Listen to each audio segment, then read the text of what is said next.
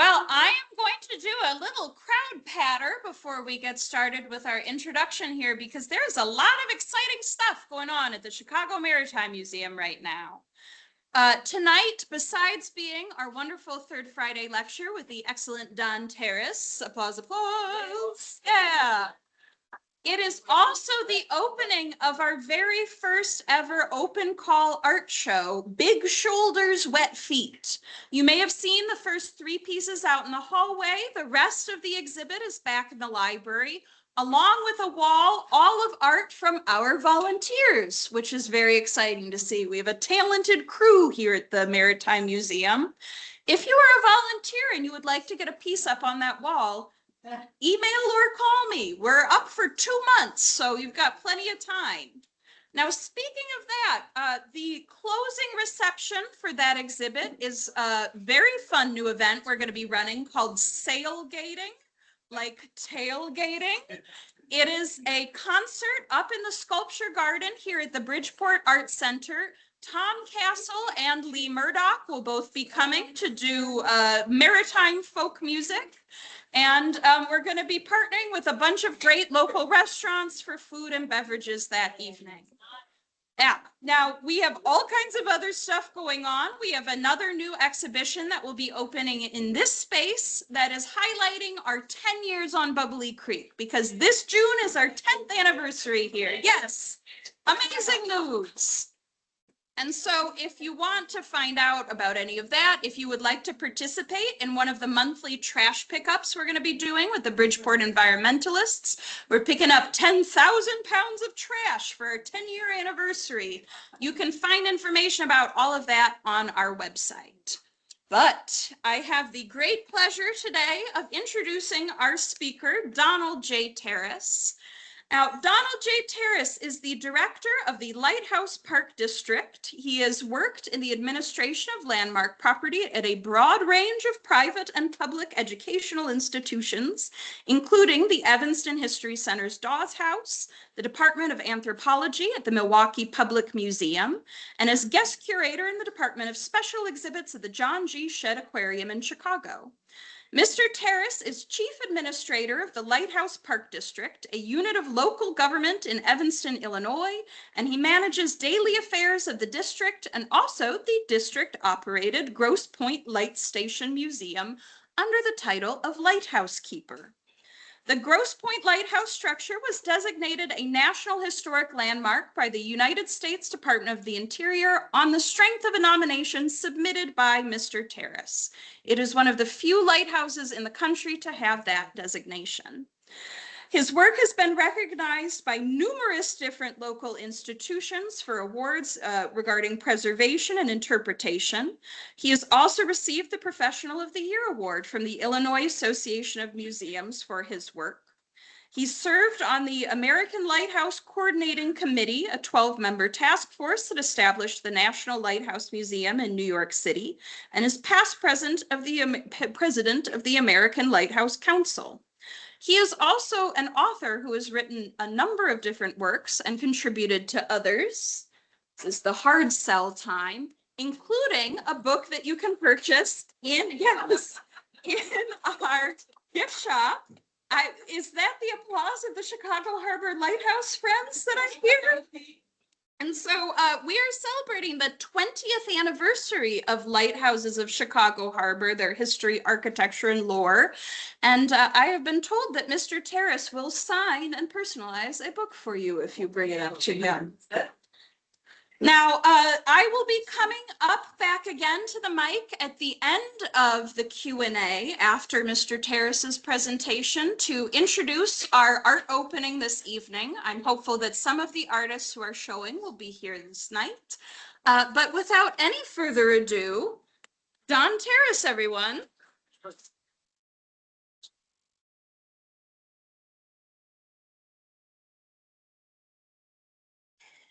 Madeline, thank you very much for that introduction. It takes a long time to sink in just how long I've been doing all this stuff. And I get questions. Did you really do this? You know, and I ask myself, like, how did I do this? And my honest answer is, I don't know.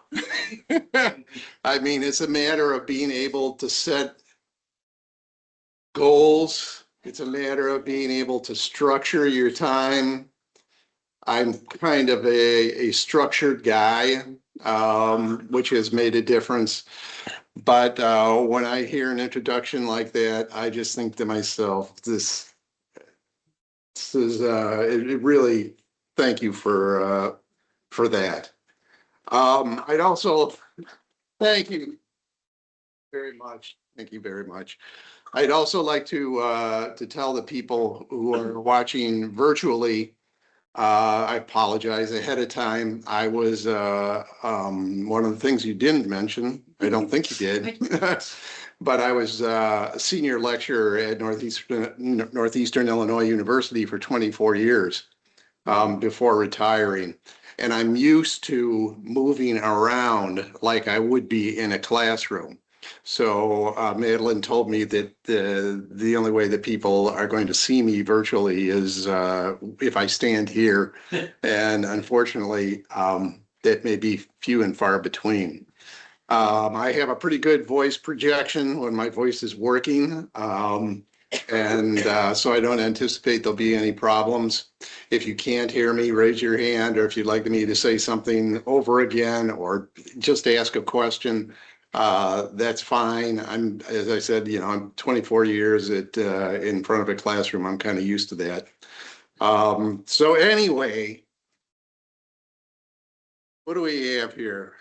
We have a great shot of Grosse Point taken by a friend of mine, Richard Mack, who was kind enough to donate his time during the pandemic when we were all trying to reach out to people. Very important at that point in time. And get the word out about Grosse Point, about lighthouses in general. And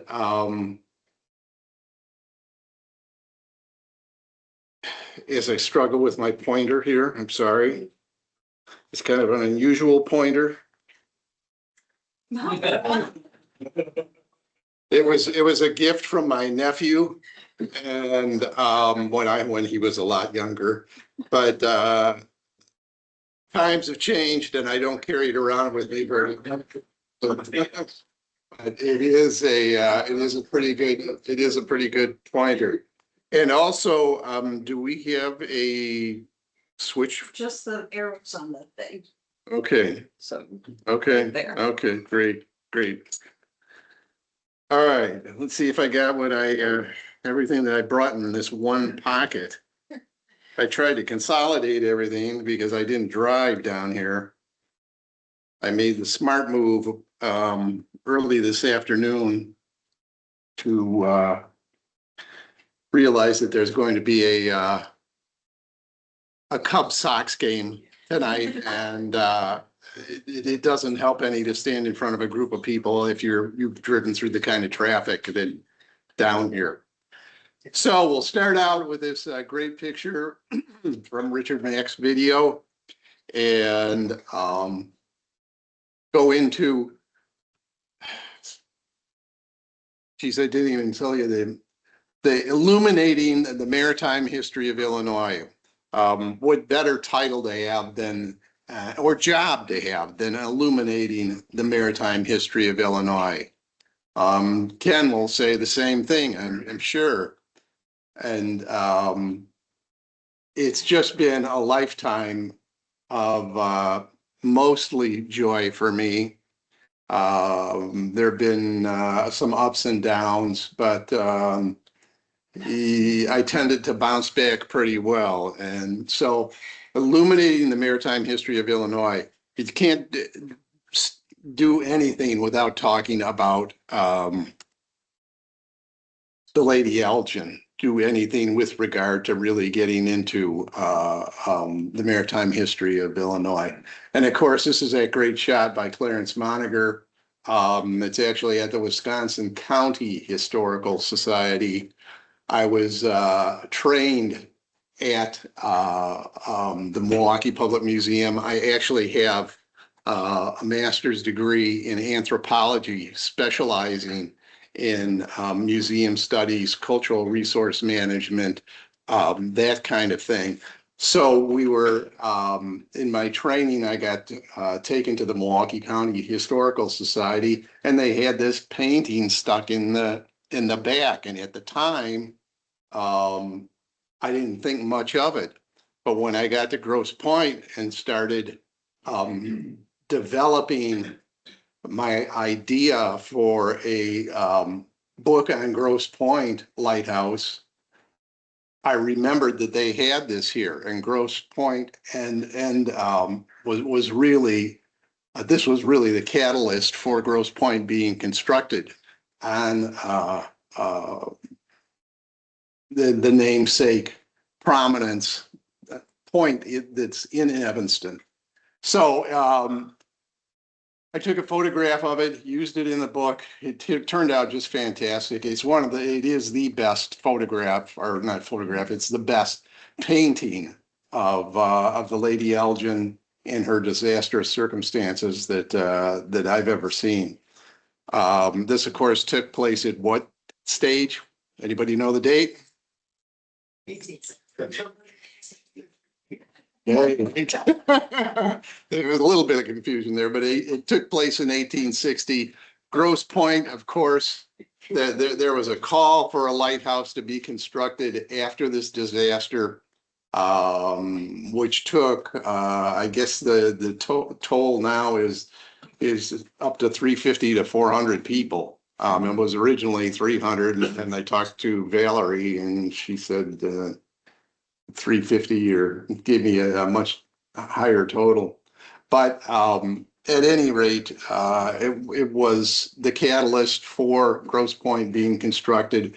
But we had a little problem called the Civil War that interrupted things. And Grosse Point did not get started until 1860. And you can see here in this photograph, or I'm sorry, not 1860, 1873.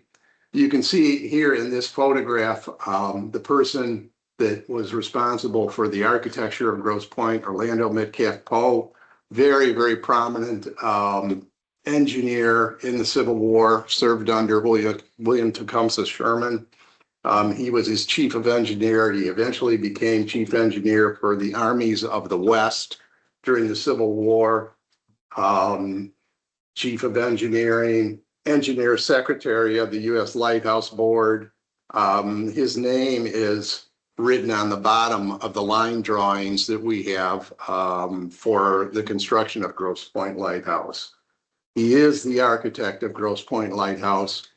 1872, in this particular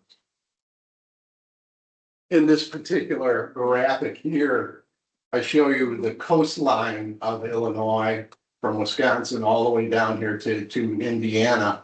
And this dates from around 1900, and it shows all of the prominent navigational aids, such as Waukegan up here, or Grosse Point right here that was constructed at that time. And all these other minor, what's so-called minor lights.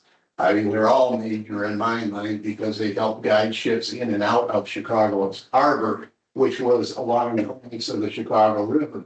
And of course, it was difficult if you were out in a boat to see your way into the Chicago River. So the Chicago Harbor Lighthouse played an extremely important part in getting ships into and out of the Chicago River safely. And Grosse Point played an extremely important part into guiding. It was like a light pointing the way into Chicago's harbor. So between Grosse Point and the Chicago Harbor Lighthouse, this corridor between the two was extremely important to getting people and material in and out of Chicago's harbor safely. As we see the other lighthouses here that became prominent, in Calumet specifically, as more and more ship traffic went south to Calumet Harbor as the Chicago lakefront became more for recreational uses. Professor Terras, Yeah, do you think this General Poe is related to the Poe Lock in Sault Ste. Marie? he is. Yes, Same definitely. fella? Same fella. Yeah. Perfect. As a matter of fact, he died. He had a fall while he was inspecting that lock. And unfortunately, it took his life. But the guy was fantastic. Here you see if the oh, authentic, the picture of Grosse Point Lighthouse that's in the National Archives. This is the one that everybody looks to for the way that Grosse Point was envisioned at that time. You can see there's very little around it. It looks like a couple big cattle there, cows or something. What it's not really good at showing is that there's a passageway between the keeper's quarters building here, which is a duplex, and what this little structure here is, which was at the time, a fuel supply facility for the light, which was of course operated by lard oil back then, and then switched over to kerosene before it finally became electrified in 1923. So that's a great picture to have, and we have the heart and soul of Grosse Point Lighthouse, which is the Fresnel lens, of course, invented by the French physicist Augustin Fresnel in 1822, adopted by the U.S. government in 1950 as the illuminating or magnifying lens that they would put in all of their lighthouses after at that time. This is the largest size or order used on the Great Lakes. It's called a second order lens. There were only 5 of them on the Great Lakes. Grosse Point is currently the only one left operating. So that really is an important piece of technology here, and an important piece of history for the Great Lakes to have. It had a nominal range of about 20 miles in good atmospheric conditions. I have the unusual distinction of having been at Grosse Point long enough to see 3 different types of technology that illuminated this. I missed out on the kerosene, but when I first showed up there in 1983, we had what was called an aerial beacon, a 400-watt light bulb, to put it bluntly. And it was very, very effective in lighting up a lantern, but there was a lot of radiant light that escaped. So the next phase that we went through was a light that was coarse halogen. It was 250 watts, and it was visible in good conditions, again, up to about 13 or 14 miles. And then later on, most recently, we switched to an LED, and don't ask me any questions about how those blasted things are rated. But it's good. The Coast Guard kind of guided us along on what we should be using. And they swore up and down that it's visible for about 13 to 14 miles out into the lake. But I've been out pretty far into Lake Michigan, and I would say that it's probably more like 8 to 10 miles at the most that you get the visibility from the LED. But at any rate, that's what we use today.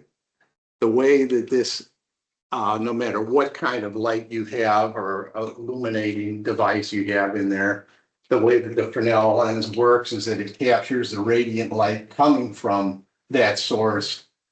The prisms at the top, the prisms at the bottom, all pointed, capture the light, directing it through the center, And what you see here is a belt of magnifying glass that makes the light even more intense coming out of the center of the Fresnel lens. It was really a beautiful design that Augustin Fresnel used here in his contribution to safety on the open seas and the Great Lakes.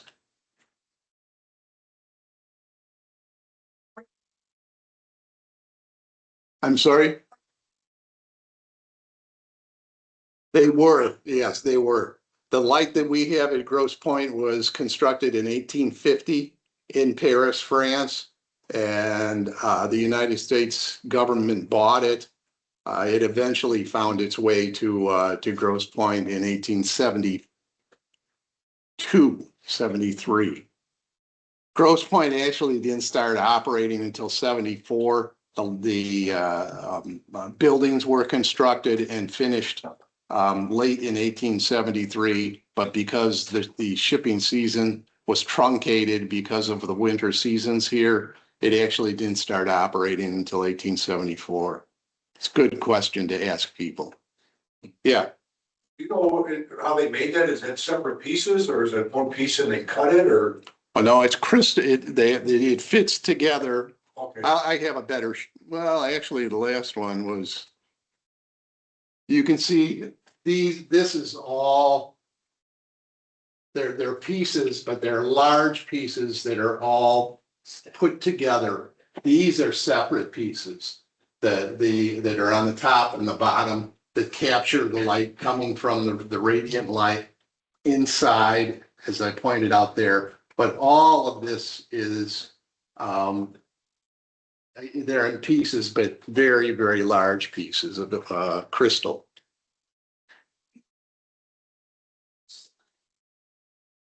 Lighthouses, or was it each lighthouse? No, after the United States adopted the Fresnel lens in 1850, all the lighthouses that were constructed by the federal government used the Fresnel lens, different sizes of Fresnel lenses. There were several sizes, 6 orders, I believe. The first order is the largest, and it was restricted to use on the maritime coast or the saltwater coasts. The largest used on the Great Lakes, as I said, was the second order lens, which is what Grosse Point is. Yeah. How big is that? How high is it? 3 feet, 5? No, I don't know, 2 feet. No. It's, I think it's about 6 feet high. Okay. Yeah.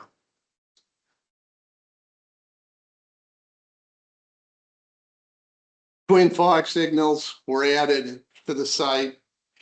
Not very many people realize how much fog the Great Lakes gets. And in response to that, the federal government, along with the light at Grosse Point, recognized that it was a pretty foggy place. So they constructed these twin fog signal buildings in 1880 as an adjunct to help the light guide mariners into Chicago's harbor. The sounding device that was used was a steam whistle and operated very much like an old steam train whistle that was automatic. It had a steam boiler, and it would sound the whistle at different intervals. You can see, if you look very closely, you can see what looks like the steam whistle of a train right there in the diaphragm that spread the sound or directed the sound out onto the lake. A lot of people here take a look at this photograph and they think, well, you know, why are you creating fog or whatever? They think these buildings are for creating fog, but that's actually the steam coming out. This is a very rare photograph in all of my years researching lighthouses, going to different lighthouses. I don't think I've ever come across a photograph of a fog signal in operation, a steam-powered fog signal.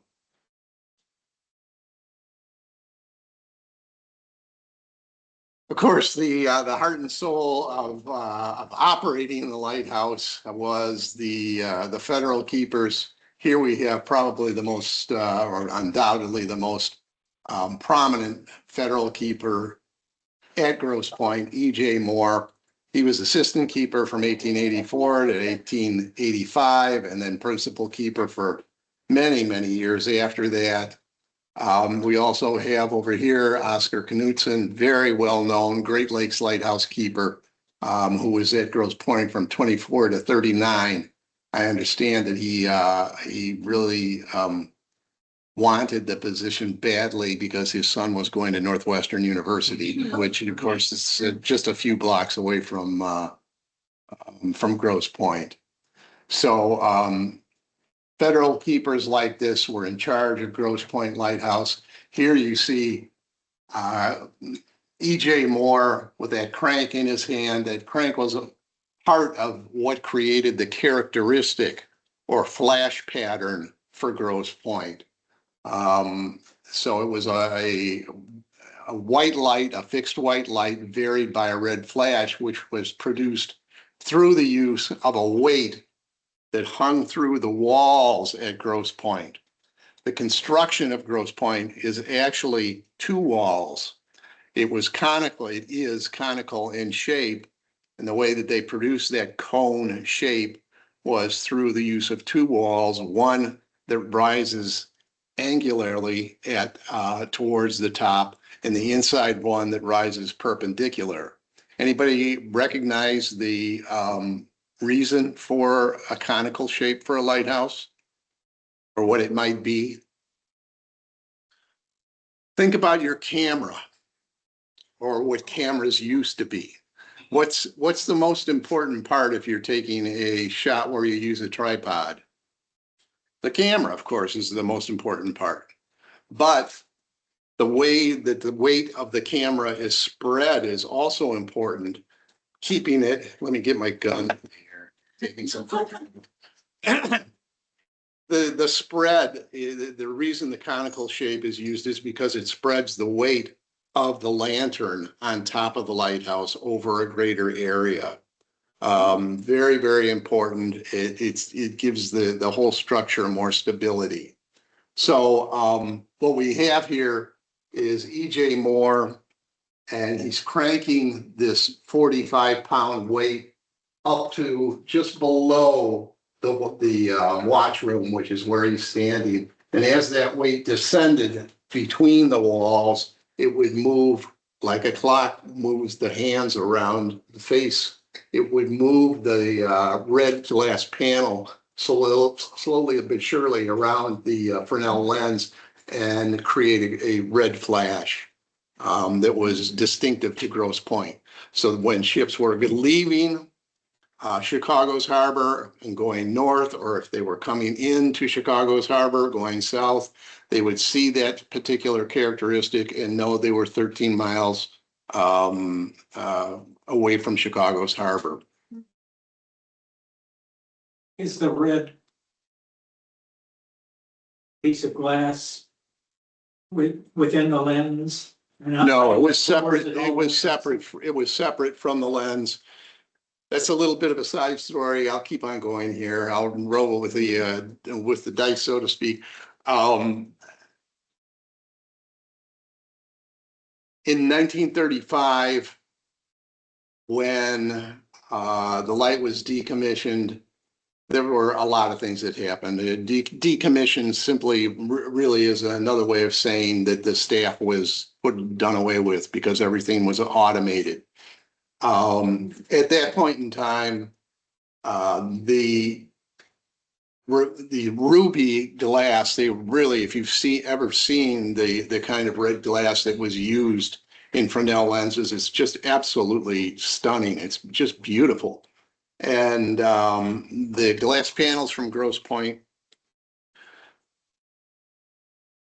were given to the promoters for a Century of Progress exhibit at the Field Museum, of course. The 1893 Columbian exhibition was held on the grounds of where the Museum of Science and Industry is now. But at any rate, they disappeared. And I got a phone call from the people at the Museum of Science and Industry some years ago. And they said, they have the glass panels. Do you want them? And of course, I said, sure, we want them. But believe it or not, I did, I'll skip that. But at any rate, so I eventually, I went to the Museums of Science and Industry, met with a couple of the curators there, and it was not the ruby glass panels that they were talking about. There were other panels involved that were clear glass. And of course, it just deflated all of my excitement because we would have put those on exhibit, or maybe even had the only lighthouse if we could have recreated the red flash again that was originally there. Would have been fantastic. I had all these great plans. But unfortunately, some of the greatest plans thought don't come to fruition. So that was one of them as far as Grosse Point goes. But that's the way that the flash was created. And here you see Grosse Point was one of very few lighthouses on the Great Lakes that for a time operated throughout the year. The Great Lakes has, we all experience something called winter here, and there's no shipping on the Great Lakes. So what's the use of having a lighthouse's signal when the shipping's not around? So at Grosse Point, it was in a very affluent, Evanston was a very affluent suburb. And it was kind of like, you're seeing your government at work for you to keep this thing operating throughout the course of the year. So it was operating for 12 months for some time, which really didn't make much sense, but I guess it was kind of like an advertisement for the federal government. Yeah. Somebody create. No, the key, it depended. It either went for 6 hours or 4 hours. So it could be adjusted according to the number of keepers that there were. If there were only 2 keepers, it would be a 6-hour crank, so to speak. If there were 3 keepers, a head keeper and 2 assistant keepers, they would share the shifts. They would only have 4-hour shifts. So they tried to time it. That's correct. Yeah. Yeah. Approximately, and I emphasize the word approximately, from 6 in the morning till 6 at night till 6 in the morning. Of course, we all know, I don't know about you people, but my bedroom faces over the lake, and it seems like the light comes up at 4 in the morning now, right through my windows, which is kind of frustrating. But at any rate, no, it was when they had the ability to turn the light on and off, they used that as the signal pattern rather than the coloration. There were still some lighthouses that used a different form of signal, but mostly this is the light I was referring to here that was so bright. This is how big the bulb was, and generated 400 watts of illumination out onto the lake.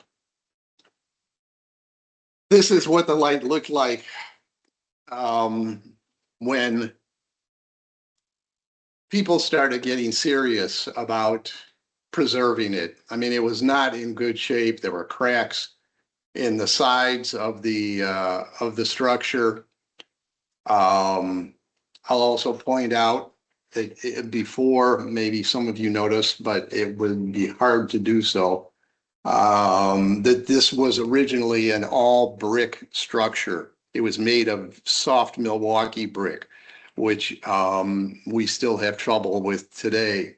In order to try and keep the deterioration of the brick from occurring as quickly as it was in 1914, this was coated with a concrete that I have to admit, I mean, it was really a good idea from one perspective. And that perspective was to protect the brick from the elements on the outside. But what that brick did was made it harder for what that concrete did was make it harder for the brick to breathe.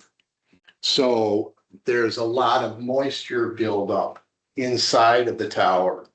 And there's what's called efflorescence that occurs onto the brick.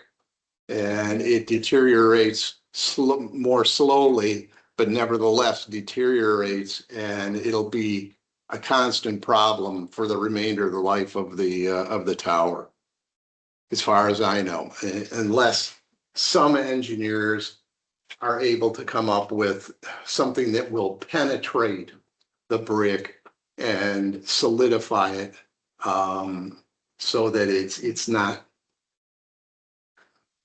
it's protected from the moisture that's coming through the wall. I've been in just recently. It happens with the seasons in the spring, in the fall, when we have these rapid temperature shifts. There's moisture buildup in their condensation from the difference in temperatures. And it's like somebody took a bucket of water. Really, I mean, really, it's that bad, and just threw it on the floor. So those kinds of problems are endemic to all big tower lighthouses, and even some smaller ones. It depends on the construction at the time. This is from the original 1873 line drawing of Grosse Point. For those of you that might be Star Trek fans, it kind of looks like a Klingon ship from this angle, but it isn't. Here you have the keeper's quarters, the passageway I talked about before, the fuel supply room, and of course the light tower here. And here you can see the openings in the tower between the two walls. When I came to the lighthouse in 1983, this is what it looked like. The tower remained intact, but needed a lot of work. The passageway between the two structures had been removed, possibly for security reasons during World War II. The light was put out during World War II for security reasons. There were two wings missing on the east side, and there was this wing missing on the north side of the structure. So it needed some work to put it back together. And there was a plan that had been submitted to the city of Evanston. And I took a look at this plan, and I was talking earlier about how important it is in preservation, generally speaking, or preservation of a structure like this, to keep moving ahead. Don't stop.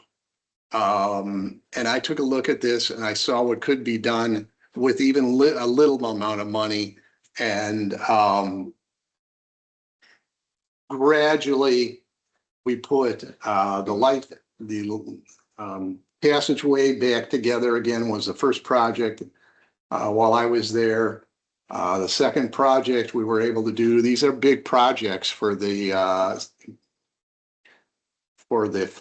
financing that we had, but we were able to pull it off. I was fortunate in getting a couple of very large grants from the federal government at a time that was a lot more conducive than these days. And we were able to construct the the north wing and both of these east wings to complete the site and the station the way it had originally been constructed. So there's very little change in the overall look of it from the outside. It's complete. From the look of it on the inside, this side has never been changed. It looks structurally, it's the same.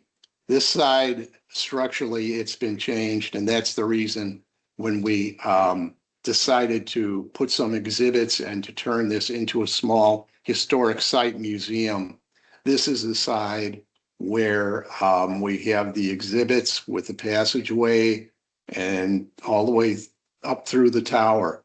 This side is the side where the keeper still lives the way that the keeper did way back in the 1800s and the early 1900s. We don't have that open as a living history part of the museum. I would like to see that happen, but our budget won't permit it. In order to have somebody like me around, that's part of the benefit of the job, is to be able to live there. So they give you free housing, a small stipend, and you know, you try to do the best you can with the money that you have at your disposal. So with that money that we had at our disposal and the grant that, as I said, I was fortunate to be able to obtain from the federal government, we had a lot of preservation work done on the tower. I've been through this twice before. I don't know whether I can do it a third time or not. It's just incredible. The grant, even though it came from federal money, it was administered by Illinois, and the paperwork is just unbelievable. I think this particular project, it took a year for the project to be completed. And I say you're looking at one part of the project. There were many parts of the project that you're not seeing. But I think it took 2 or 3 years for the paperwork to go through, and then the project started. And of course, in 2 or 3 years' time, the cost of the projects went up. So I had to reapply for more money, and it was just a nightmare of paperwork.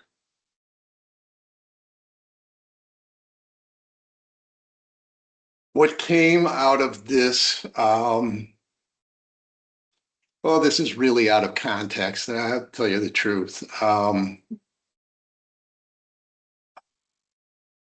My idea for the book, and I don't have any of this in here, but it'll be, you know, off the cuff here.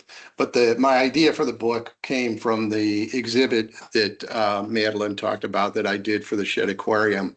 I did 2 exhibits for the Shed Aquarium, one on lighthouses and the other on the history of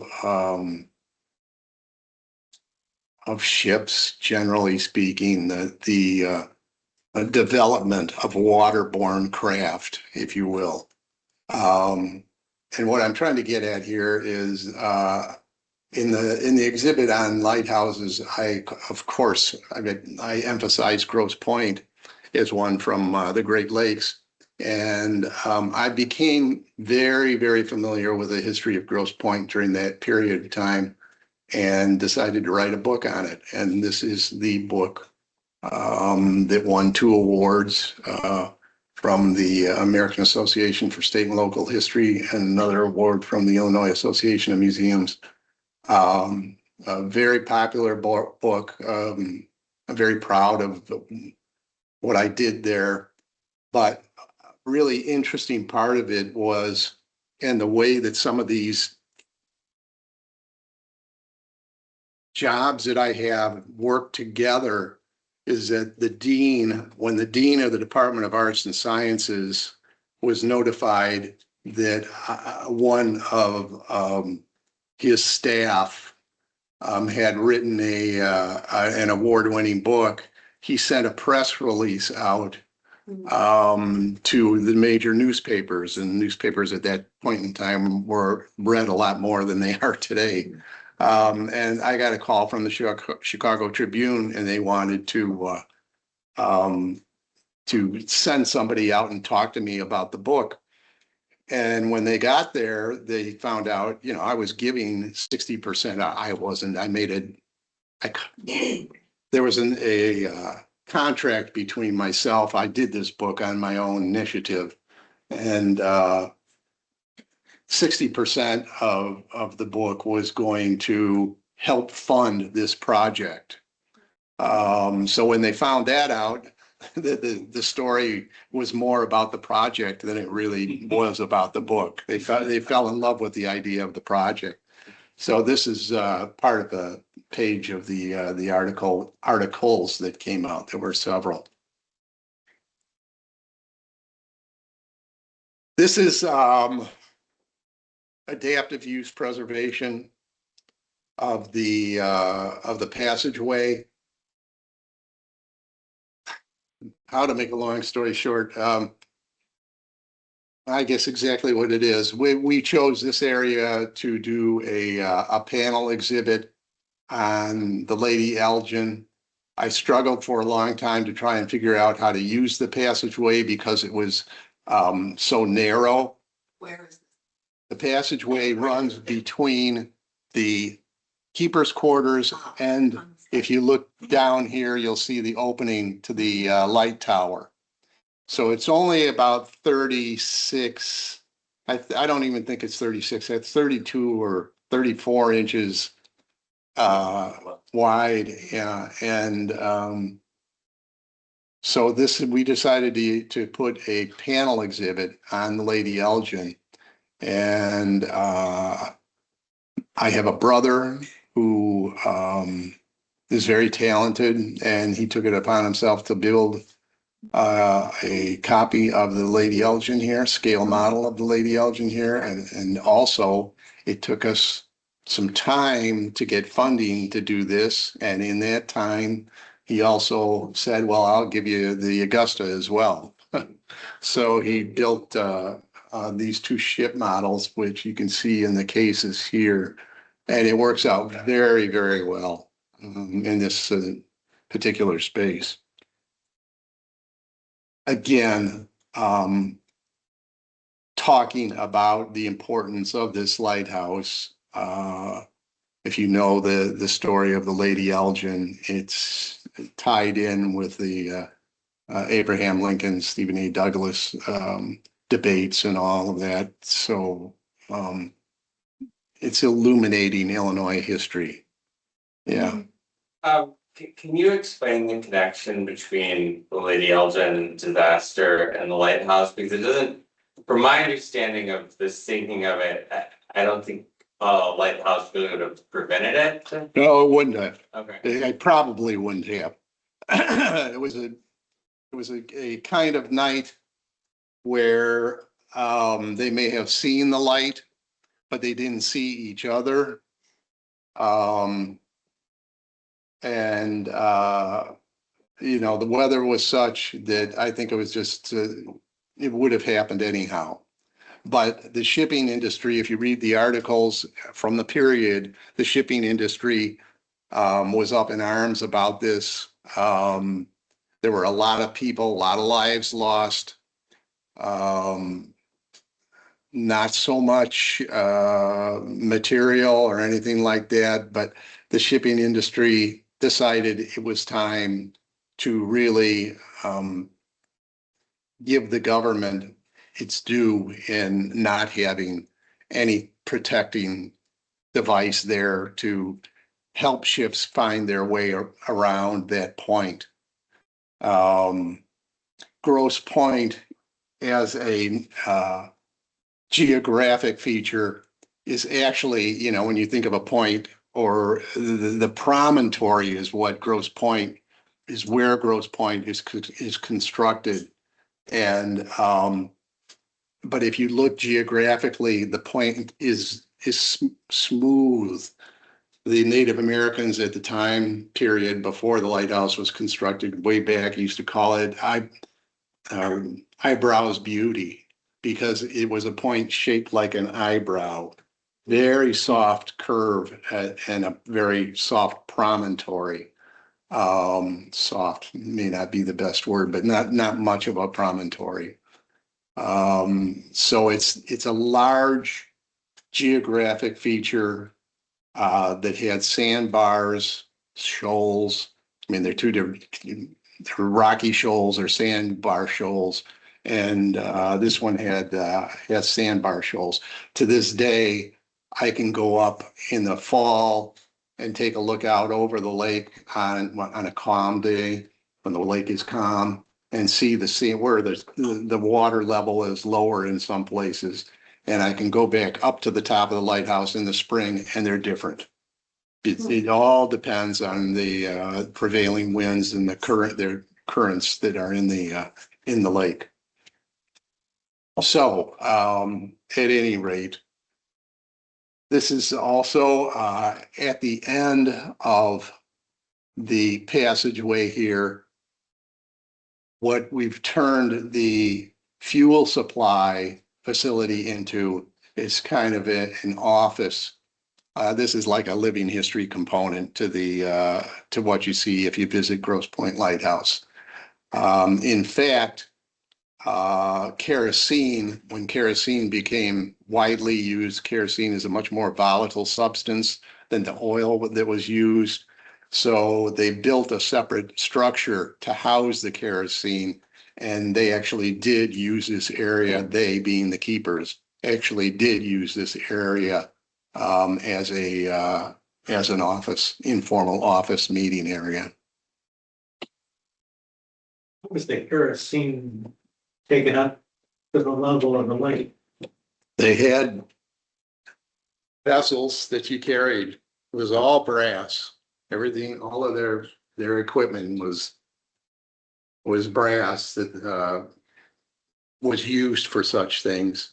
And it was just, a matter of how strong a wind there was, which would influence how much fuel would be needed to keep the light burning. And I mean, I can't imagine. I've carried it's 141 steps to the top, in case I didn't mention that before. That's a long way to carry 24 pounds of liquid. And I'm sure that they had a very difficult time doing it. Is there any reason they didn't use block? Well, they did for objects that might have been larger than that. They did have a block and tackle set up on the outside of the lighthouse, but again, it was used for things that were really, really heavy. I mean, you could manage this was specifically designed for carrying liquid and kerosene up to the top of the light tower. This just happened to be, one of the taller, I think it's the third tallest lighthouse on the Great Lakes. This is what we did. This is part of the north wing that had been torn down. This is the new wing under construction, designed to the specifications of the old one. How did we do that? Well, of course, we had one on the other side that hadn't been touched, so they were able to use that as a model for this particular one. And in addition to that, the original line drawings for construction of Grosse Point had been found, and we were able to match those as well. So this is a picture that I took of the wing being constructed. And once that wing was constructed, it allowed us to open up our visitor areas, and we decided to use this particular wing for a viewing area of a video that was produced by the Lighthouse Preservation Fund. By this time, we had a Lighthouse Preservation Fund. And you can see what lighthouse is that, Ken? What's that? That's gross. That's Chicago Harbor Lighthouse. So we're showing a film on Grosse Point Lighthouse, but it's got some footage from Chicago Harbor as well. But we can only take 9 people up there at a time because of Coast Guard regulations, number one, because of safety regulations and insurance and this and that and that. It's just not safe to have much more than that up there. So it's really a tight fit. You could see from the picture of that I showed of EJ Moore up there with the crank, that there isn't much room between having the crank mechanism, the big stove there. There wasn't ever very much room up there to have visitors. It wasn't designed to have visitors. And you can see how it rebalanced the building here by having that new wing constructed. The symmetry is reestablished.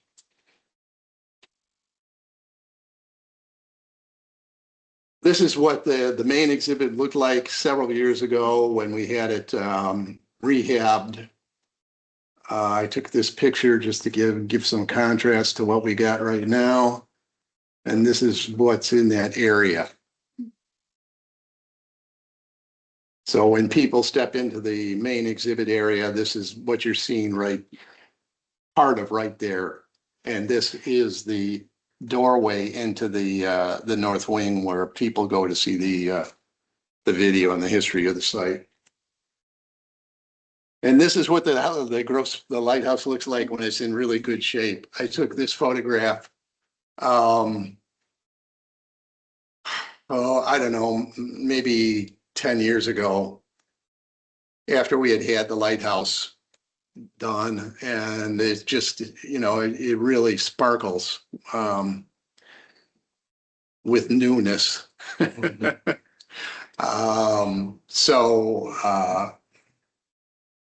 We have the light tower there, all of the trim on the light tower, the Italianate brackets, the the lantern. We even had the roof done at this particular point in time. And the gallery right here and everything. It was just looked fantastic. And we had the inside done too. So you're seeing these a stairway that had just been freshly painted. I think I have another one. And this is one of the views that you get from the light tower. And this is not my opinion of global warming, but this is what you see when you turn your head the other direction.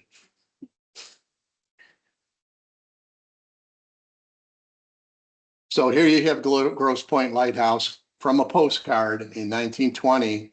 You can see the way that it's constructed, the bisymmetry of the building, the red roof shingles, the tower painted the same colors.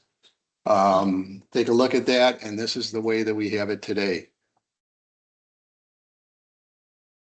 I'd say that was a pretty good job of preservation. It's brick, and again, it's soft Milwaukee brick. So it's painted, yeah. But the brick itself was yellow. So they didn't have to use as much paint as they normally would have. The government was looking to cut down on everything. I mean, particularly for facilities like this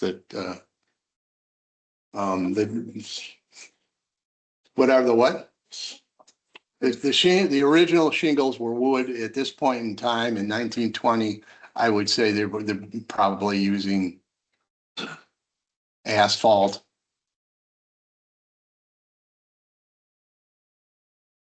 I can't imagine them going up there and painting wood shingles. It doesn't make any sense. This front door, well, there's two, remember, it's bisymmetrical from that drawing that I showed with the three, so this is the side that when people come to visit, this is the side that they walk into. This is the side that's open up with the, that's the wing with the, where the video is shown. And this is the side that's private.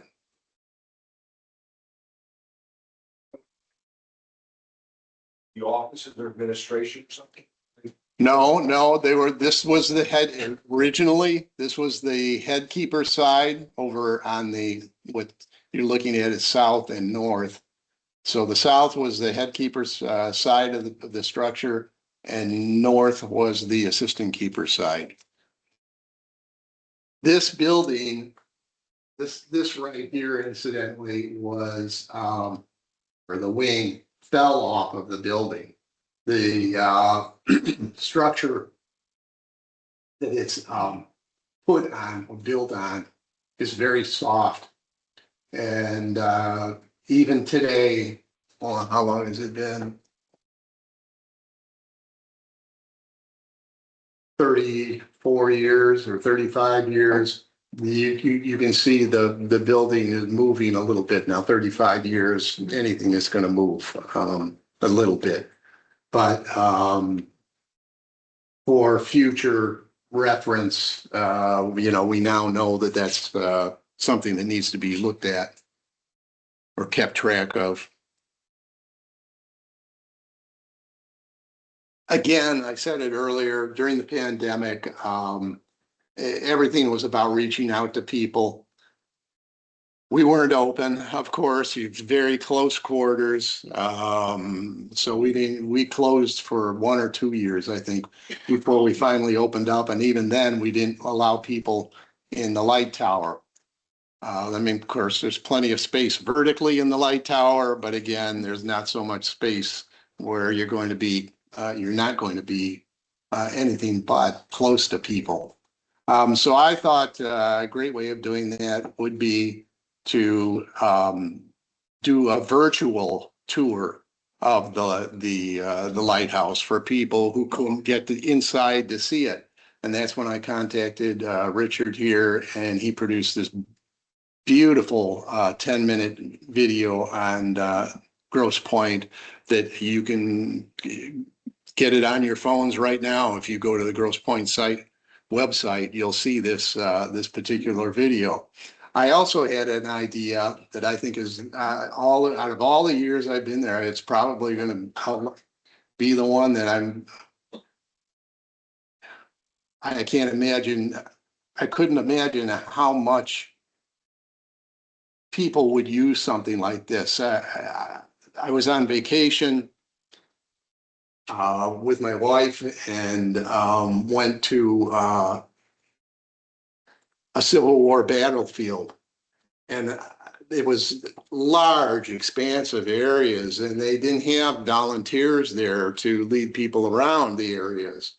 They had signs, and they were very well done. And I remembered that this was pre-pandemic, and when the pandemic hit, I thought to myself, we could easily have a trail that would do the same thing.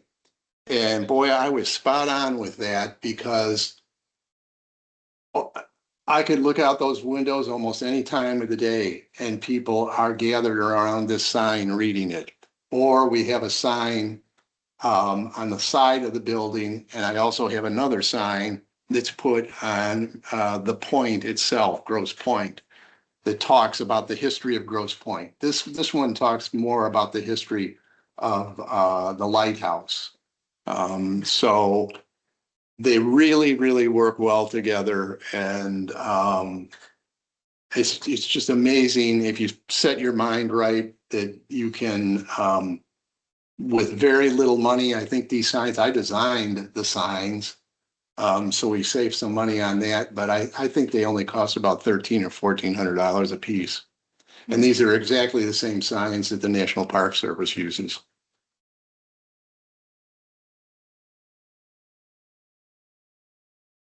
This is what we have to deal with here, from a geographic area. You might, be interested. This is Grosse Point Lighthouse down here. This is a big old mansion that the city acquired that's right next door to it, north of it. North of that is an open park area. North of that is a community garden and playground. All of this fits together into what has been called Lighthouse Landing Park. And it's worked very well, but it is changing now. This is the beach here, Lighthouse Beach, very, very popular beach for people during the summer. Unfortunately, with limited space, maybe why it makes it so popular, I don't know. There are only 50 parking spots here, and some of those belong to people who work there. So it has some problems from that standpoint, some issues that need to be worked out. This building, by the way, today has been leased to an organization that is looking to turn it into a special event facility. So we have, for the first time in all the years in the history of this area, you have a commercial operation moving in, which some people are backing, other people don't back, but it'll really be interesting, to say the least, to see how this impacts the entire area. Yeah.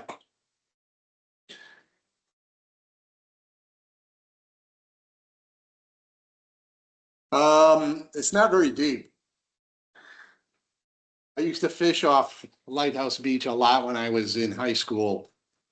I don't think it's changed much. I mean, you got to go pretty far out to get below 35 feet. WR2 is still, like 50 feet. WR2 is 2 miles out. WR4 is where you get it. It's still only maybe 80 feet deep at that point in time. At that point. I'm sorry.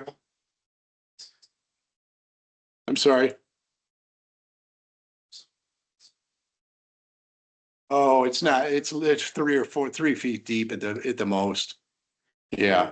Yeah, it's not. No, they don't do that. They're out there. I mean, I take daily walks around the area, weather permitting, and they're usually at WR2. They're usually, mile to 2 miles out on the lake trolling for fishermen. When I was a kid growing up, I grew up in Evanston. When I was a kid growing up in Evanston, we used to perch fish off of the piers that they had there, but you can't do that any longer. They're not there. Oh, what's on the other side? This is all residential, and it's all residential on the south side of Grosse Point as well, and it's all residential up here. So we're blocked in by, the residences. Well,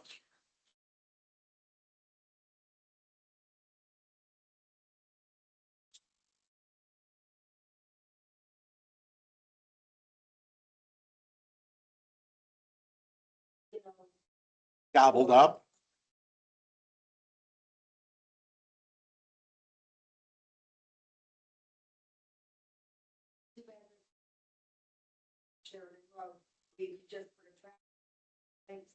Well, there's a traffic light. They're doing everything they can to try and make this as safe as possible. I mean, Dancy and I, living here at Grosse Point, I mean, we hear the carnage. I mean, it's not pleasant to be sitting there watching TV and hear the squeal of brakes. And then, know that you can also hear what it hits, whether it's a bicyclist, they created a bicycle lane along Sheridan Road. And right here is a hot spot where people are turning into, right here is a hot spot where they're turning into the parking lot to go to the beach from south. Northwestern University is just a few blocks away, remember? So we have all of this traffic from that facility. And also coming north, and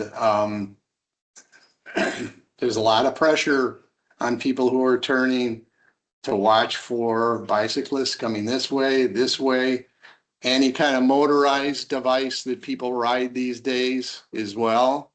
I mean, it's very, very difficult. Yeah. Where's the Baha'i temple? The Baha'i temple would be, It's in the vent above. it's right up in here. It's about, let's see, 1, 2, 3, 4, 5, 6. It's a mile away. It's up north. Yeah, north of there. Yeah. But it's also got, it's also got problems like that as well, with the population is just growing, and people got to have someplace to go, and there's no way around it. The most you can do is try and control it.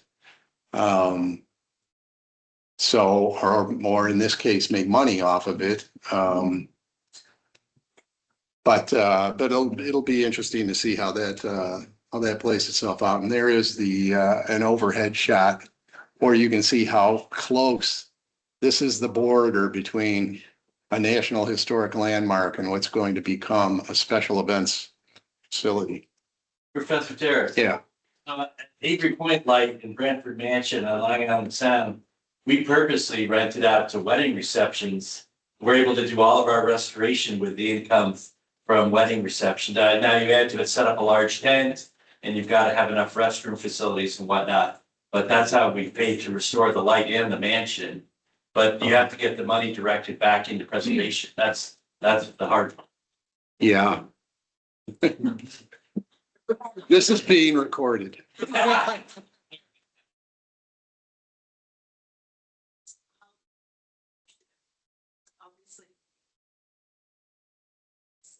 The company properties is a separately owned national park. That's accurate? No, it's not. It's not. Yeah, and I never, I didn't set up the program knowing that it would go in all these different directions, but it almost always does. It's really kind of interesting how it took place when the lighthouse was decommissioned in 1935. There was a fledgling park district that had been established called the Northeast Park District in Evanston. And it was established because they were concerned about, they being the residents, were concerned about loss of parkland. This is going back to 1929, and they were concerned about the loss of parkland. So it was like when this was decommissioned, they were concerned that the federal government would tear the place down and they'd lose further parkland. So they looked at this as an opportunity to expand their influence in the area and parkland.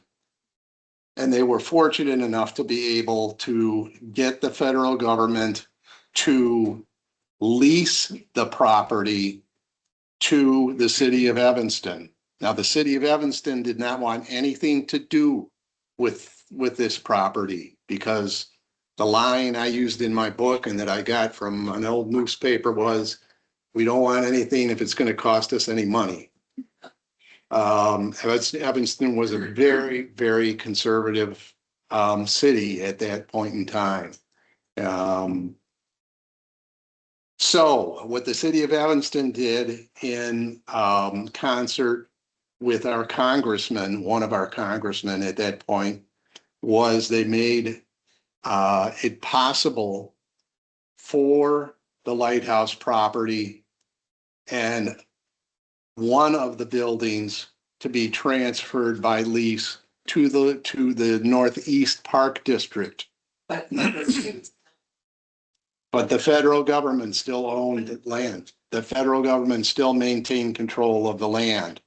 Now, as time went on, and the tower wasn't necessary any longer with global positioning and all the different new forms of finding your way around the world. The Lighthouse Park District, which is what it's now called instead of Northeast Park, the Lighthouse Park District has control over most of that parcel of land. So it's very, you got 3 different organizations involved, and to try and coordinate with the 3 of them is difficult. The reason I'm asking, I serve on our part, so I'm Yeah, interested. and what other entities? Well, you talked. Yeah, yeah. City. There's a lease between the federal government and the city of Evanston, and a lease between the city of Evanston and the Lighthouse Park District. Yeah, yeah.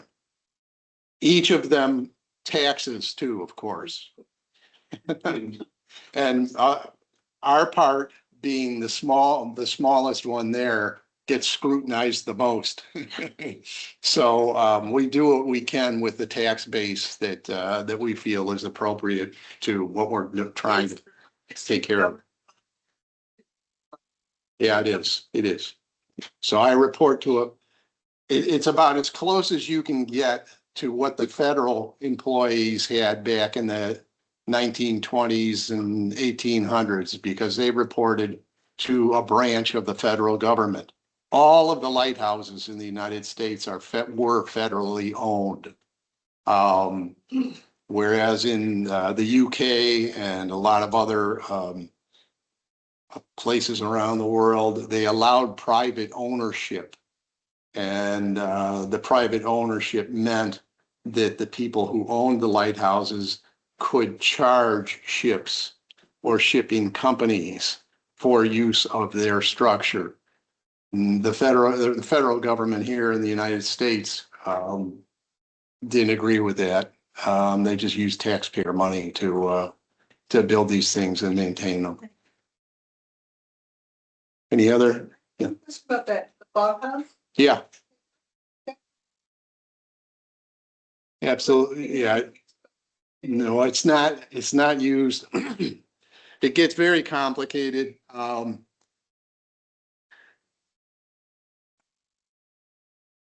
There are 3 organizations involved with management of the lighthouse, of Grosse Point Lighthouse site.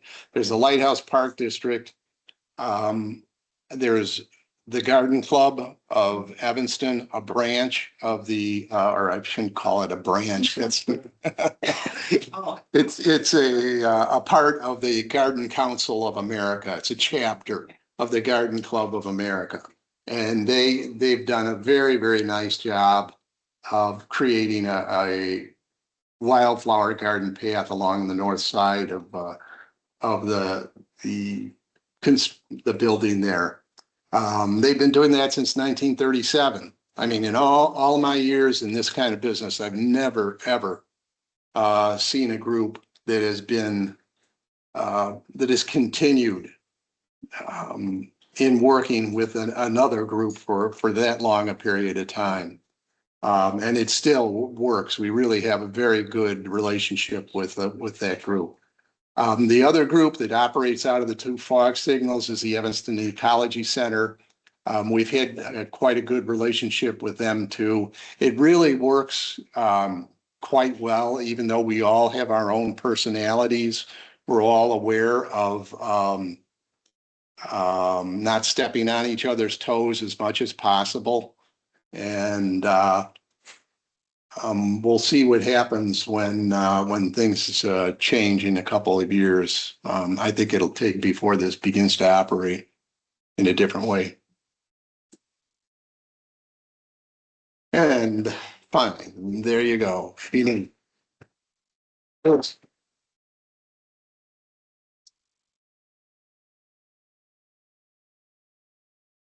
So, because Don was so kind to answer questions during the lecture, we will not be doing a separate Q&A now. Luckily, Don will be here until I call him an Uber to Ogilvy, so I get to decide when he leaves. So you have plenty of time to come ask him questions. You can buy his book, but we are, oh, where's my light? Jim? No. Okay. So I am illuminating because we are switching gears and now this is an art opening. Hooray. So we are celebrating the opening this evening of Big Shoulders, Wet Feet, our very first open call art show. We have, I see two of the artists here tonight, Sari and Dasha. Hello, wave. Yes. Now, this was a collaboration between the Chicago Maritime Museum and the Bridgeport artist community. I have to thank Clarissa Golden, Takako Kanishi, and Daniela Castro. Thank you to all of our artists who are hanging on the walls. Are any of the artists from our open call show here tonight? Maybe elsewhere, perhaps in the other gallery. Anyway, you are welcome to go explore. The first 3 paintings are out in the hallway. The rest of the show is in the library and just outside.